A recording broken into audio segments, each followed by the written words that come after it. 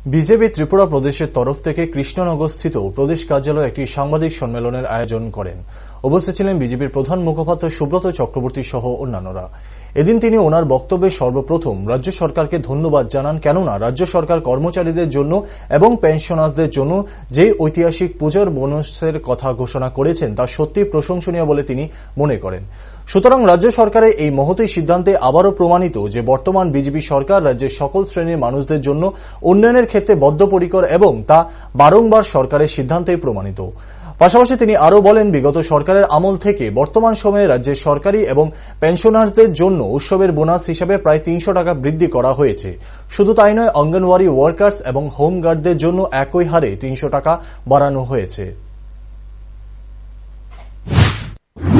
রাজ্য সরকারি কর্মচারী পেনশনার্স যারা রয়েছেন তাদের জন্য প্রতি বছরই এসগ্রেশিয়া এবং অ্যাডভান্স এই দুটো বিষয় দেয়া হয়ে থাকে।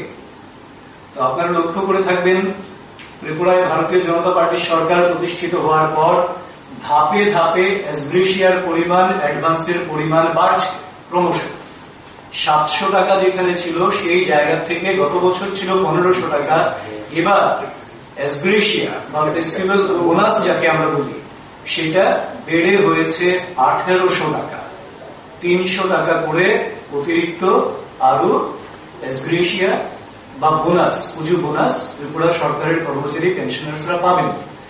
সেই সঙ্গে আরো বিশেষভাবে উল্লেখযোগ্য, যেটা তার আগের সরকারের সময় কখনোই আমরা লক্ষ্য করিনি, সেটা হলো যারা একটু আর্থিকভাবে দুর্বল রয়েছেন, অঙ্গনওয়াড়ি ওয়ার্কার্স কিংবা হোমগার্ড, এসপিও, এই ধরনের জায়গায় যারা কাজ করছেন, বেতনে তাদের খুব একটা অন্যান্যদের সঙ্গে সিমেট্রিক্যাল নয়, তাদের ক্ষেত্রে আরো যাতে তাদের সুবিধা হয়, পুজোর মরশুমে যাতে আনন্দের কোন রকম বিঘ্ন না ঘটে, তাদের জন্য 1700 টাকা থেকে 2000 টাকা পর্যন্ত করা হয়েছে, অর্থাৎ 300 টাকা তাদের ক্ষেত্রেও বাড়ানো হয়েছে ফেস্টিভ্যাল বোনাস কিংবা এসগ্রেশিয়া যাকে বলি।